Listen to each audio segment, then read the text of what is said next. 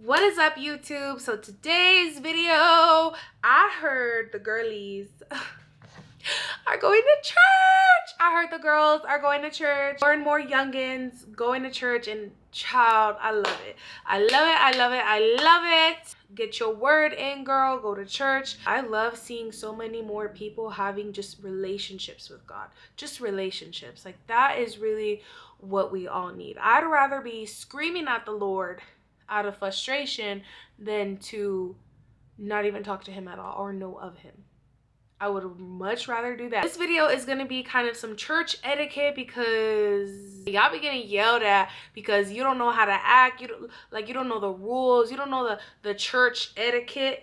So that's where your big sister comes in, bitch. I'm gonna help you really get it together. Let me watch my language too. So let's go ahead and just get started with this video. Number one on my list is dress modest. You are in church. You're not at the club. You're not at no gas station. I don't want to see your chi-chis. I don't want to see your stomach. I don't want to see no crop tops. I don't want to see no ripped jeans, booty shorts, biker shorts. I don't want to see no bodycon dresses, no tight bodycon dresses. I don't want to see any of that. The Lord doesn't want to see any of that. You need to be modest. If it's that bad, you got a thought closet. All right, cool. Go to the store, go to Target, go to Walmart, buy you some modest clothing, something that just covers you up, because don't nobody want to see all that. That's not for that. You're at church. Number two, be on time. Stop going to church late. I mean, I feel like that's a given. I mean, I get stuff happens and you end up being late. Don't let it be a trend. Wake up early. You can set time aside to even go to church. You can set an extra 15 minutes, 20 minutes that you'll need to get ready so that you're not behind and disrupting service, basically. Now, number three, take out that damn gum. Nobody want to hear. All right. That is so irritating. That is the most irritating thing. Take out that damn gum. Also, I shouldn't even have to be saying this, but it's kind of sad that I have to do. Them little vapes, them electronic cigarettes, whatever, them e-cigs, them vapes, the whatever it is, that battery that you cannot stop inhaling every 30 minutes, put it away. Put it away. I be walking in with my family and I gotta see these hot Cheeto girls, take a quick real quick before I go in, or a little like, if you can't even put that down for an hour and a half, you need some real help, professional help. You got an addiction. You need to stop. Okay, stop. That is so ugly, and it's not cute. It's not, ugh. But anyways, no vaping, smoking, all that stuff. None of that. Next is you want to turn off your phone, or just simply put your phone on D&D. Don't have your phone go off. The pastor or the father, he's going to know exactly whose phone it is. He's going to know where that sound came from.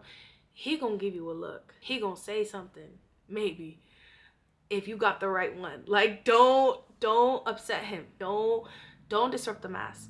Please don't. This is like all the obvious stuff. I'm gonna get to the real rule, next. Other kind of obvious no-brainer things that I feel like some of us should know, but let me just say it because not everyone got the same common sense, right? When you're walking into church, you smile, you greet everybody. You make eye contact with someone, you smile at them, you greet them, good morning, good afternoon, good evening.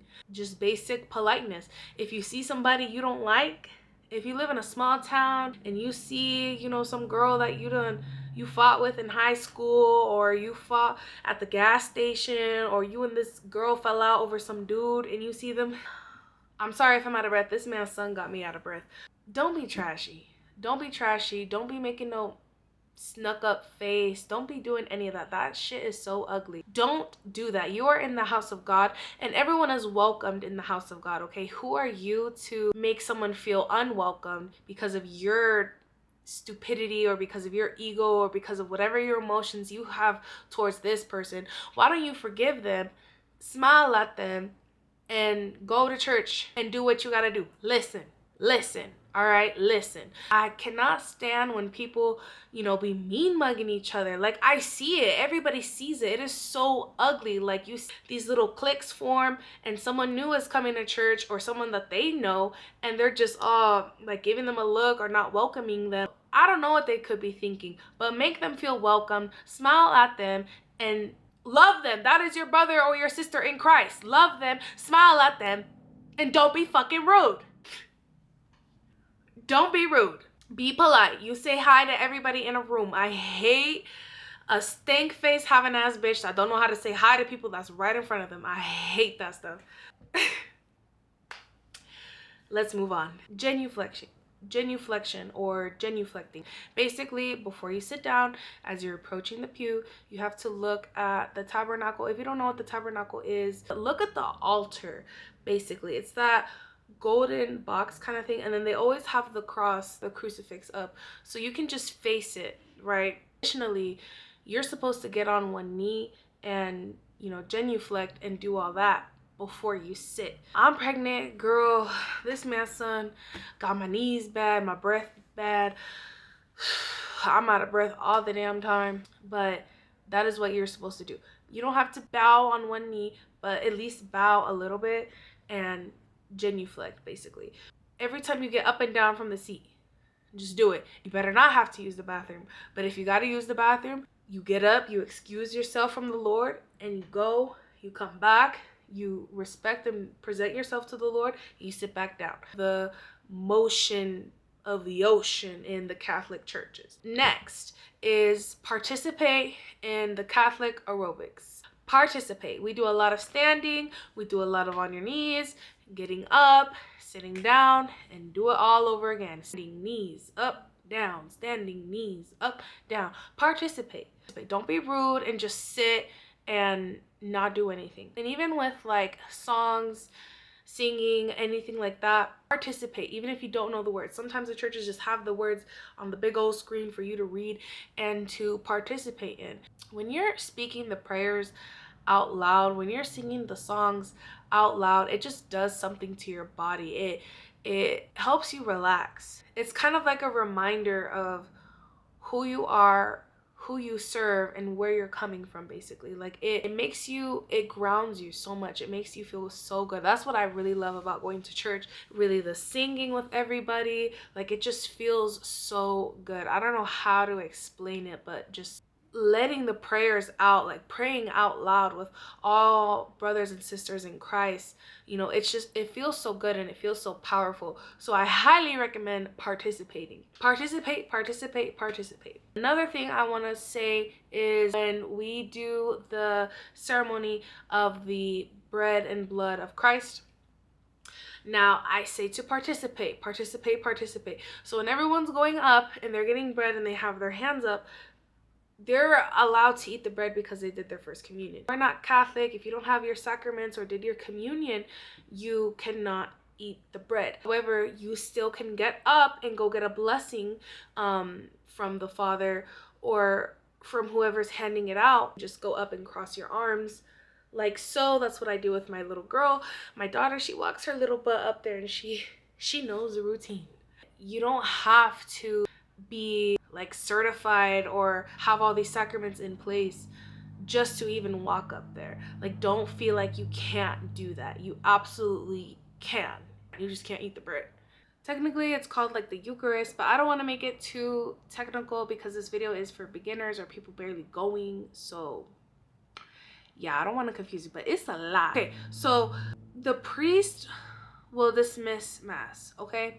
The priest dismisses the mass. All right, he gives a final blessing to everybody. Once that is done, or he says it's time for announcements or whatever, you stay until he says this mass has ended, until he literally excuses you. Do not leave in the middle of someone giving their church announcement. Don't leave in the middle of the priest doing the church announcements. Whatever they're doing, whatever they're talking about, whether it's about the church or the new project that they're building or whatever, you need to stay. I'm sorry. I don't care if you're late for whatever you gotta do. I don't care if you gotta go eat somewhere and you're starving. It doesn't matter. When the priest dismisses you, you are to leave. Once the priest dismisses you, once he says, go forth now, this mass has ended, or this mass has ended, or whatever, you still don't leave. Still don't leave, because people, well, as soon as the Father said this mass has now ended, everybody squirm towards the door. No, you don't do that until the priest leaves the church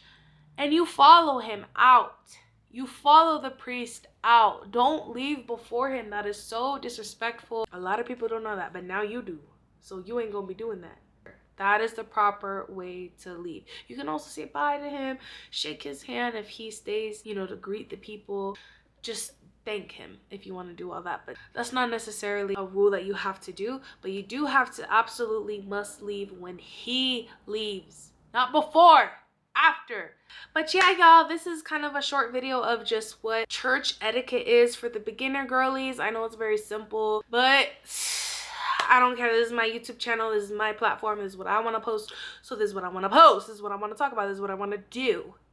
The most important rule, and it applies really to all churches, not specifically Catholic churches, but the most important rule is to just have a relationship with God. Nobody's going to judge you. Nobody's going to ask you any questions, you know, scold you for not going or for going. You know, you don't necessarily have to go to church to keep a relationship with God. You can show your love for God other ways, whether it's Bible study, prayer. It doesn't typically have to be church, right? But it is a relationship. It takes a little effort from somebody to go somewhere and see the Father or hear the word of the gospel, or, you know, something that maybe you never heard in your own Bible studies at home. Like, it's just a little bit of effort. I feel like that's what God just appreciates the most, is you just making it an effort. And making it an effort to church is still an effort. When I had my newborn daughter, I would still try to make it to church, even if I was just in the hallway the whole mass, because she just wouldn't stop crying, or she wouldn't stop whining, she wouldn't stop fussing. Like, God just appreciates that so much more than to be skipped out on, basically, for it to be skipped out on.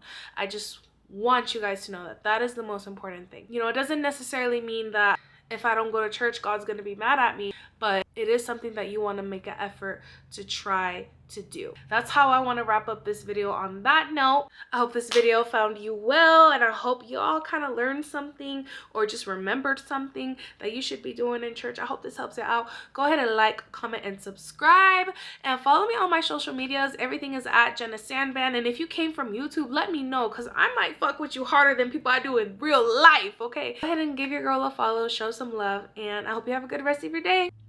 Bye.